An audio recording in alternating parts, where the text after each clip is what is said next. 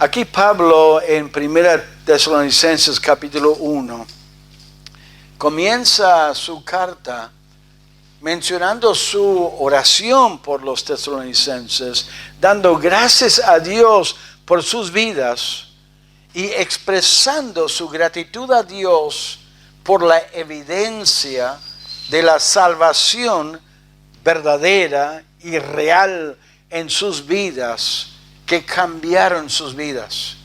Aquí él va a mencionar 3 características de un verdadero hijo de Dios.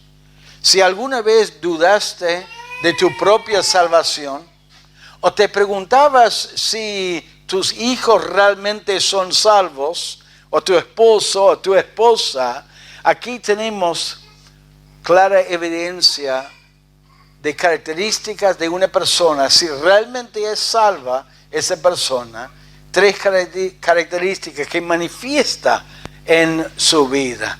Manifiesta en su vida una fe que obra, manifiesta un amor que realmente trabaja y que está dispuesto a sacrificarse, y manifiesta una esperanza constante en el Señor.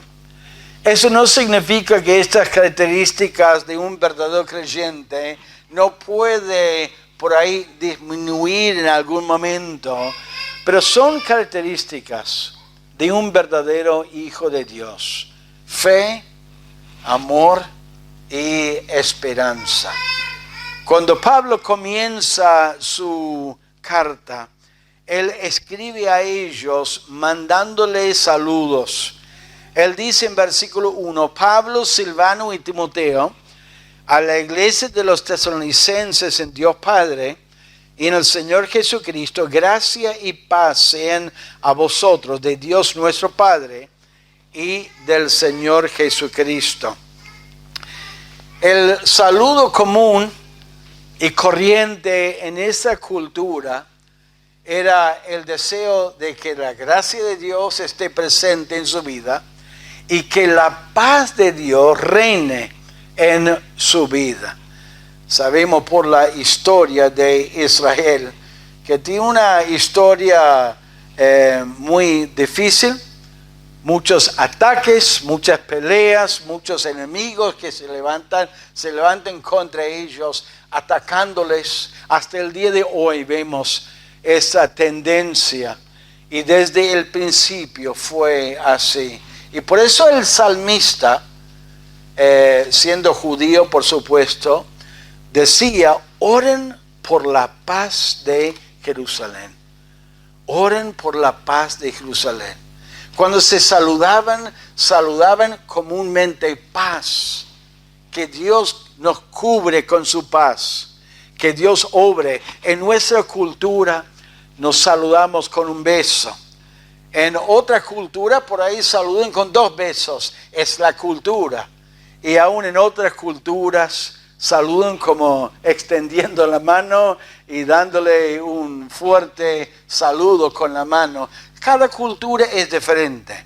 La cultura judía era de pedir la paz. Por eso Cristo muchas veces decía a sus discípulos: paz a vosotros. Es la cultura. Pero también había un saludo especial. Un saludo especial a la iglesia en Tesalónica.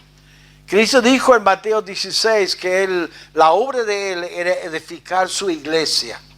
Y la obra de Dios es levantar iglesias por todo el mundo, y que alguien predique la palabra, establezca la iglesia, y que Dios levante iglesias. Eso es la obra de Dios. Cuando él dice en el versículo 1, él dice a la iglesia de los tesalonicenses, él no estaba refiriéndose a una organización o a un edificio. A veces cuando decimos vamos a la iglesia, voy a la iglesia el domingo, estamos hablando de una ubicación. Eso es, la palabra iglesia se refiere a una asamblea llamado afuera. nosotros como creyentes, siendo hijos de Dios, por haber creído en Cristo como nuestro Salvador, estamos llamados afuera de este mundo para congregarnos, escuchar la palabra, alabar a Dios, servir al Señor y ministrar el uno al otro. Y Él los saluda a ellos con un saludo común y también un saludo especial para la iglesia. Y Él menciona que Él oraba por ellos. Sabemos que Pablo tuvo que salir rápidamente de Tesalónica cuando él estableció la iglesia. Lo vimos en Hechos capítulo 17, por la persecución, por la gente que le perseguía a él y los judíos en su entusiasmo que perseguía a la iglesia y atacaba a la iglesia y tuvo que huir. Pero en 1 Tesalonicenses vemos que Pablo mandó a Timoteo a volver a la iglesia y quedó ahí un tiempo ministrándoles a ellos, y cuando Timoteo volvió a reunirse con Timoteo, él le informó de la condición de la iglesia, de cómo estaban los hermanos en la iglesia, y ahora Pablo escribe a ellos hablándoles de algunos temas, hablándoles de algunas necesidades, animándoles, corrigiéndoles y ayudándoles a servir al Señor y estar en paz entre ellos. Y menciona que está orando por ellos. Y menciona en su oración el aprecio que Él tiene por ellos, por su obra de fe, por su trabajo de amor y también por su constancia en la esperanza. Versículo 3. Acordándonos sin cesar delante del Dios y Padre nuestro de la obra de vuestra fe, del trabajo de vuestro amor y de vuestra constancia en la esperanza en nuestro Señor Jesucristo. Varias veces en la Escritura vemos estas tres características. En capítulo 5 de 1 Tesalonicenses, capítulo 5, versículo 8, vemos estas tres características. Pero nosotros que somos del día, seamos sobrios, habiéndonos vestido con la coraza de fe y de amor y con la esperanza de salvación como yelmo. Fe, amor y esperanza. Si una persona realmente es convertido a Cristo, va a manifestar su fe en algunas obras, va a sentir y tener un amor que Dios ha puesto en él o en ella para los hermanos y para Dios, por supuesto, y va a tener una esperanza que llama la atención. Una esperanza en la venida de Cristo, una esperanza en la vida en general, y va a ser un gran testimonio para otros de una fe verdadera. En el libro de Colosenses, justo antes de 1 Tesalonicenses, también vemos esa combinación de estas tres características. Colosenses capítulo 1, vemos en el versículo 4, Pablo no había ido a Colosas. Él no era el que comenzó la iglesia.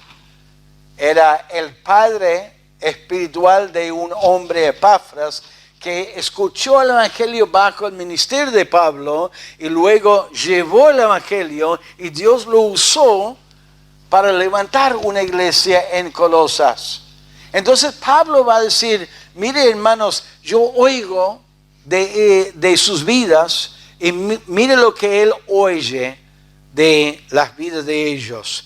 Versículo 4, habiendo oído de vuestra fe en Cristo Jesús y del amor que tenéis a todos los santos a causa de la esperanza que está guardada en los cielos. La fe, el amor y la esperanza. Son tres características de un verdadero hijo de Dios. Y luego en su casa pueden mirar en 1 Corintios capítulo 13, el último versículo de este capítulo tan hermoso, también menciona estas tres características. Ahora miremos primero la fe. Pablo menciona a la iglesia en Tesalónica la obra de fe. Santiago dijo en Santiago capítulo 1, él dijo, hermanos, capítulo 2, versículo 14, hermanos míos, ¿de qué aprovechará si alguno dice que tiene fe y no tiene obras? ¿Podrá la fe o podrá esa clase de fe sin obras salvarle? ¿Será una verdadera fe? La verdadera fe se manifiesta en obras. Tiene que manifestarse. Entonces, si uno siente en su vida una falta de deseos de trabajar o de obrar o de servir al Señor, uno puede dudar de su verdadera salvación, si es salvo o no. Si uno ve una persona que dice, yo tengo fe, pero realmente no manifiesta un deseo de servir al Señor, de conocer al Señor, de leer la palabra de Dios, uno puede dudar de su fe. La verdadera fe se manifiesta en obras, en un deseo de servir a Dios, de hablar a otros de Cristo, de leer la palabra de Dios, de conocer a Dios. Es una confianza, la fe verdadera, la fe que salva a una persona, es una confianza en la obra de Cristo en la cruz. Cuando uno se da cuenta que es pecador, que necesita a Cristo y tiene confianza en su obra en la cruz para el perdón de sus pecados, eso es una fe verdadera que se va a manifestar en obras.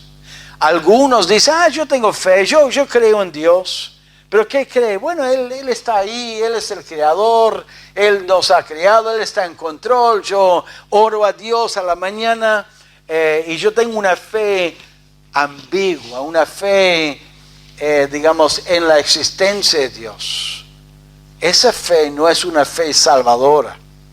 Dice en el libro de Santiago que los mismos demonios creen en Dios, creen que existe, saben lo que Dios es y sin embargo no son salvos. Hay mucha gente religiosa que tiene una fe ambigua en Dios, no están confiando en la obra de Cristo en la cruz, están confiando que Dios existe, que venimos de Dios y que están creyendo que van a ir a Dios un día. Hermanos, esa fe en la existencia de Dios no es la fe que salva. Es una fe en la obra de Cristo en la cruz para nuestros pecados. La fe, una fe verdadera, es una fe que transforma la vida de un pecador, limpiándolo de sus pecados, salvándole y librándole de sus pecados. Y el Espíritu Santo que mora en él lo va a motivar a trabajar y manifestar su fe.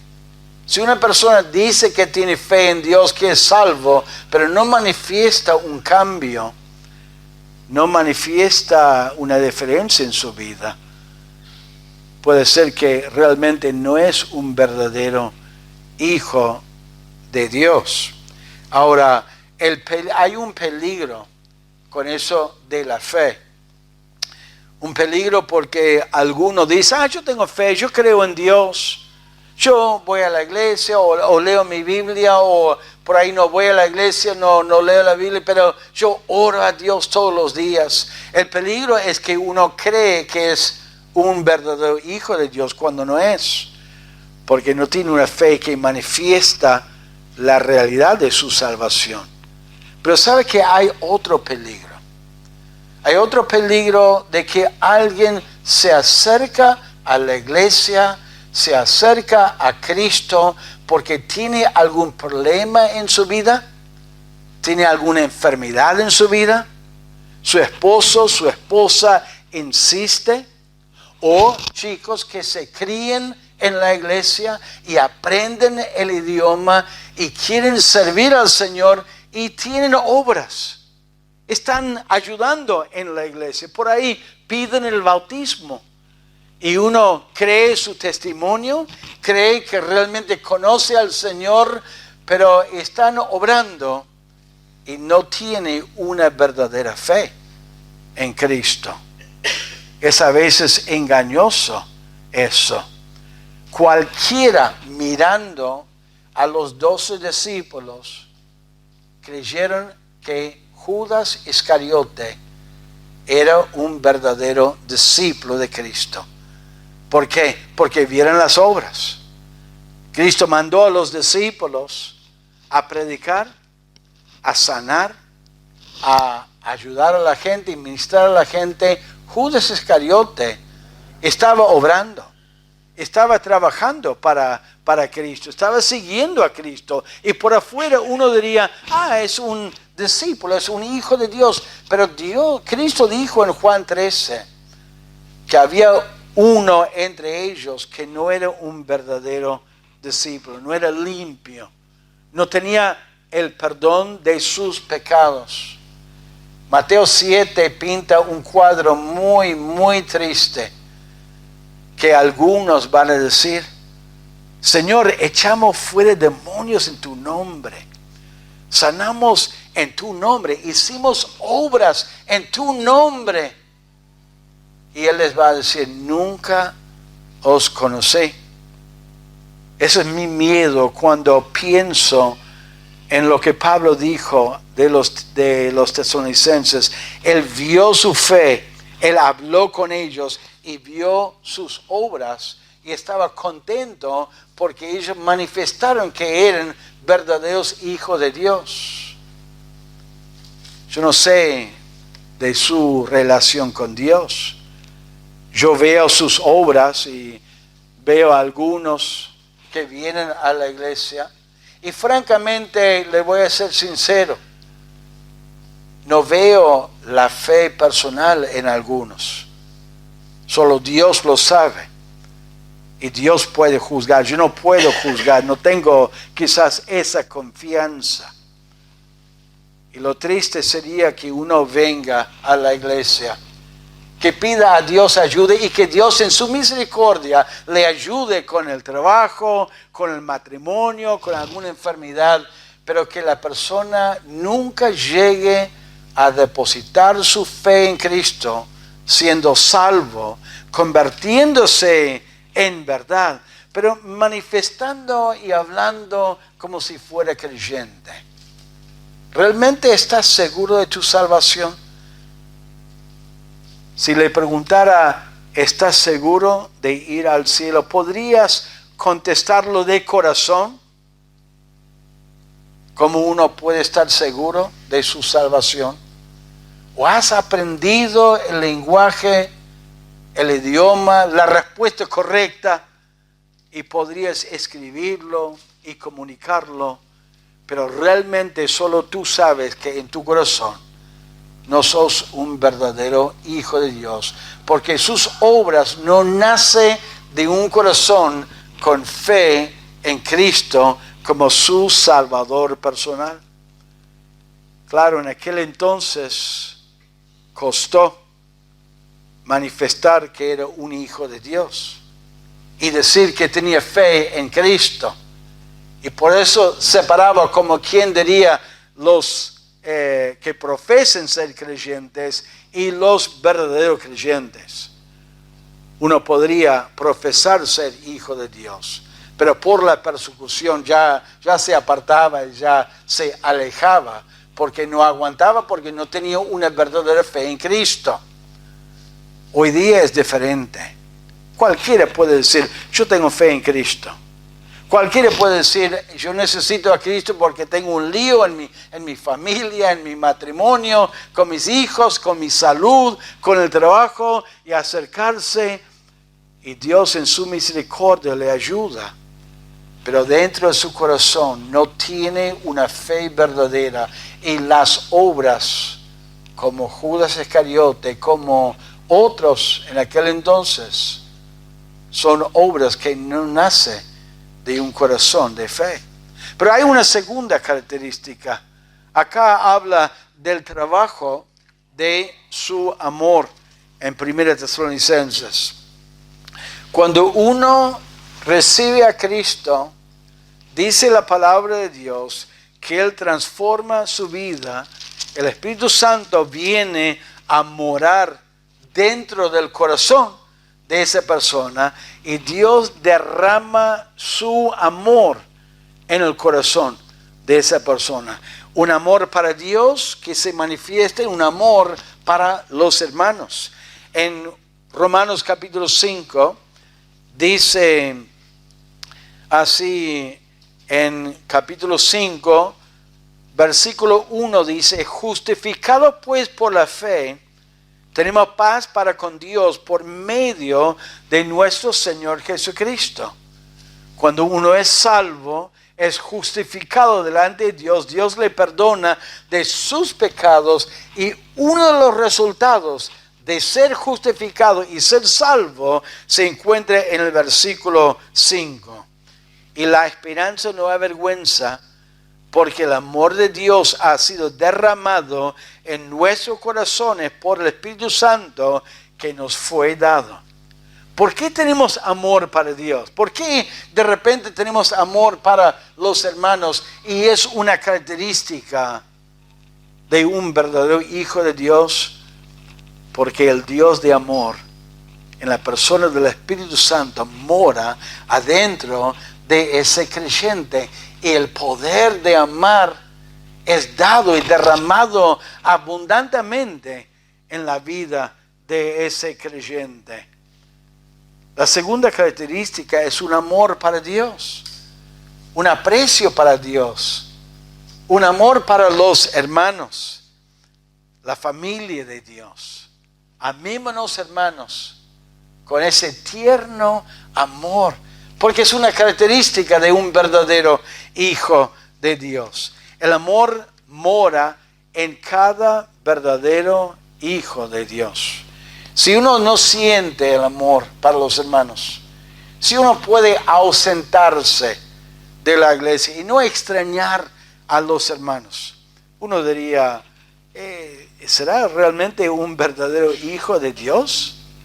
Si uno proclama o confiesa, la verdad me siento más cómodo entre mis amigos y amigas incrédulos que entre la iglesia de Cristo, uno diría, pero realmente es un verdadero hijo de Dios. ¿Cómo puede sentirse más cómodo entre los incrédulos? Y la vida que llevan, los temas que hablan, la manera en que ellos actúan. ¿Cómo puede uno estar tan cómodo entre los incrédulos que como los increyentes? ¿Dónde está ese amor, ese afecto, ese deseo de estar entre los hermanos? Un verdadero hijo de Dios, cuando no está bien con Dios, puede apartarse de Dios, pero extraña a los hermanos. ¿Por qué? Porque ama a los hermanos. No es indiferente. No es, yo me siento bien, yo estoy tranquilo, yo no los extraño. Uno se siente mal porque hay un amor profundo para los hermanos. Y es interesante cómo se manifiesta este amor. Y es un gran testimonio para los incrédulos, porque es natural que uno tiene un amor para los hermanos. Cristo dijo a los discípulos en el aposento alto, en Juan 13:34, un mandamiento nuevo os doy, que os améis unos a otros como yo os he amado, que también os améis unos a otros. En esto conocerán todos que sois mis discípulos, si tuviereis amor los unos con los otros. El amor es algo que es natural para el creyente, aunque Dios nos manda amarnos por a veces las diferencias que hay entre los hermanos, pero porque es un gran testimonio para los incrédulos.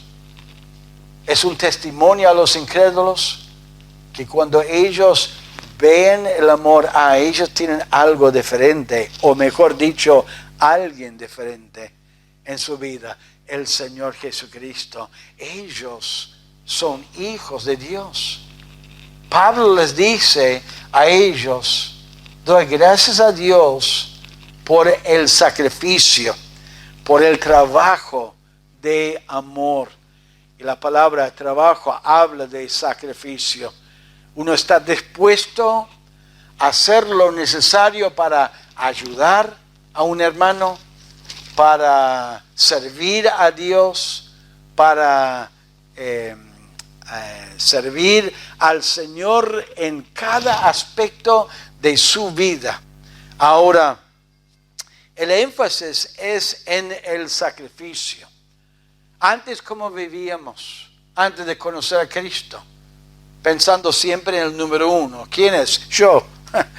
Cada uno pensando en uno mismo. Cuando uno se convierte a Cristo, naturalmente se preocupa, se interesa para los hermanos.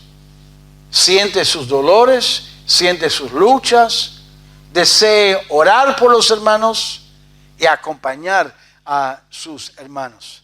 Ahora, el amor a los hermanos es muy importante.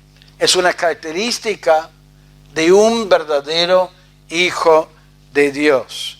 Y no es, me gustan los hermanos. No es que me guste estar entre los hermanos. El amor no es, me gusta fulano de tal. El amor es muy diferente. ¿Amás a los hermanos? ¿Estás dispuesto a ayudar a algún hermano si realmente tiene alguna necesidad? ¿O simplemente te gustan los hermanos? Porque te ayudan, te acompañan, es gente de buena onda, gente que promete orar por vos. Cuando tenés un problema, te dan buenos consejos. Hay algunos que les gustan los hermanos, pero pareciera que no aman a los hermanos. No están dispuestos a sacrificar para los hermanos. Se acercan, escuchan la palabra, por ahí conversan, pero no tienen un vínculo fuerte con los hermanos. Entiende que no podemos tener un vínculo fuerte con todos los hermanos, pero si una persona dice ser hermano y no tiene ningún vínculo, ningún deseo de tener un vínculo fuerte con algunos hermanos o algunas hermanas, por lo menos, siempre los tienen ahí lejos, alejado, ¿podemos decir que ama a los hermanos o simplemente le gusta estar entre los hermanos? Porque cuando uno cuenta sus problemas, siempre tienen empatía. Por ahí algunos lloran, por ahí algunos ofrecen ayudarle en algo. A mí me gustan los hermanos. O amás a los hermanos. El amor para los hermanos es otra evidencia de que realmente uno conoce a Cristo. Porque es algo que el Espíritu Santo produce en uno. Y da a esa persona. Para los hermanos y para Dios. No podemos amar a Dios y no amar a los hermanos. Leen 1 de Juan. ¿Cuántas veces Juan dice algo parecido? El que ama a Dios, ama a los hermanos. Si uno dice que ama a Dios y no ama a los hermanos, es mentiroso. ¿Amás a los hermanos? ¿Amás a Dios? Fe que obra, amor que se manifiesta en sacrificio. Y quiero decir una cosa acerca del amor. Entiendo que a veces nos cuesta amar a todos los hermanos. Pero amar a todos los hermanos es una manera de manifestar nuestra madurez espiritual. Si no somos maduros, podemos amar a la mayoría de los hermanos o amar a los que me caen bien, pero los que son difíciles de amar, los tengo ahí. No los odio, pero los tengo ahí. ¿Sabe que un creyente realmente maduro, un creyente fuerte en su comunión con el Señor, ama a todos los hermanos, aún a los difíciles de amar? Y la última característica es esperanza. Una esperanza constante. Mire 1 Tesalonicenses 3, que dice al final: y de vuestra constancia en la esperanza en nuestro Señor Jesucristo. A veces la vida es muy dura, es triste. Hay pruebas, hay momentos cuando queremos tirar la toalla en la vida cristiana, pero un verdadero creyente tiene una esperanza, y noten la palabra constancia, constante, continuo. No es que tiene esperanza un día y otro día no tiene esperanza, otro día sí, otro día no. Es constante la esperanza, está creciendo. Entiendo que al principio de la vida cristiana, cuando uno está aprendiendo a conocer al Señor, por ahí uno es un poco inconstante. Entiendo, eso viene con la madurez espiritual. Pero claro, ellos eran realmente creyentes en Dios, habían desarrollado su vida espiritual y notaba que tenían una esperanza constante. ¿Y cuál era su esperanza? Que Cristo podría venir y llevarlos a su presencia.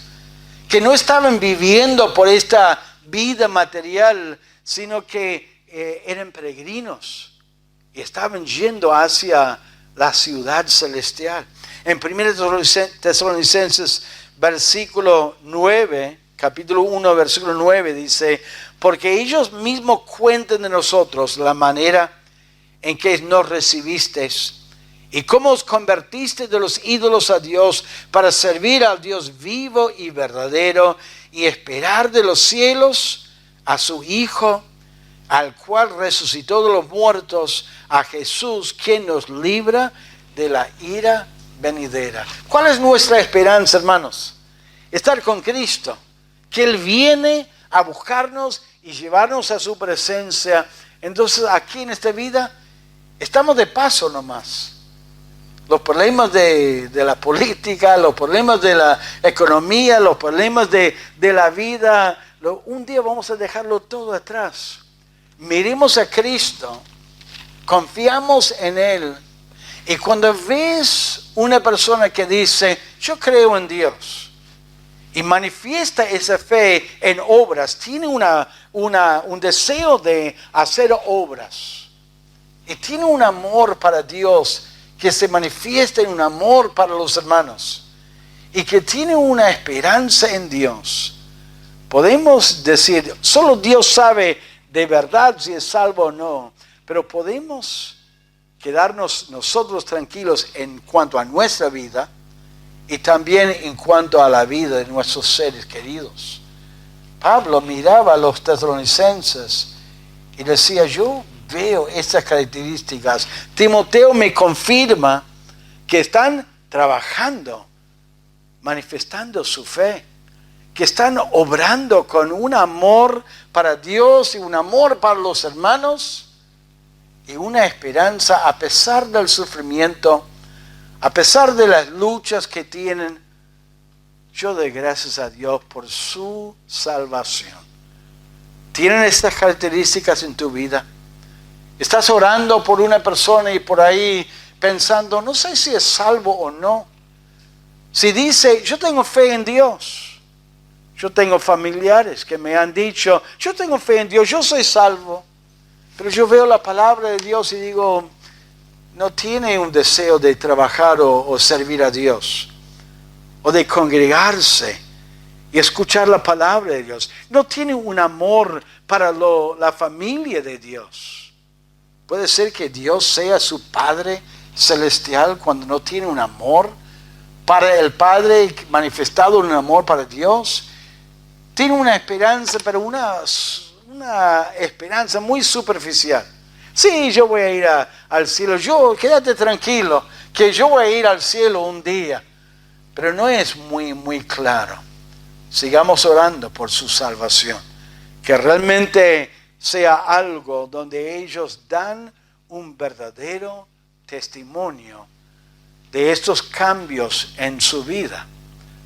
No nos quedemos confiados, padres, en que nuestros hijos son verdaderos hijos de Dios.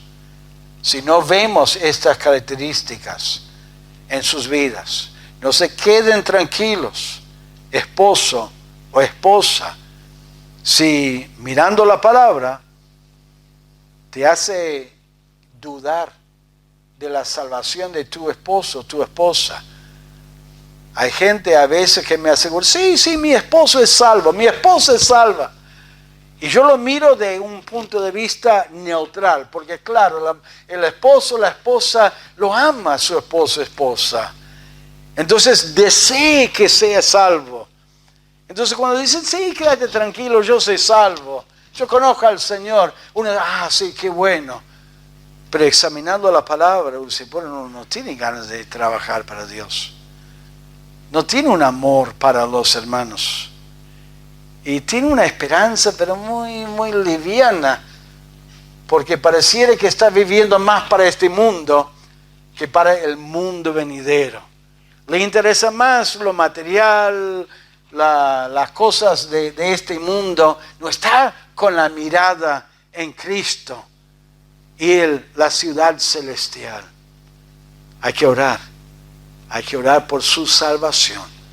Quizás te va a discutir, no, ¿para qué estás orando por mí si yo soy salvo? Quédense orando por esas personas que por ahí dicen que son hermanos. Te dicen, hola hermano, hola hermana, ¿cómo le va?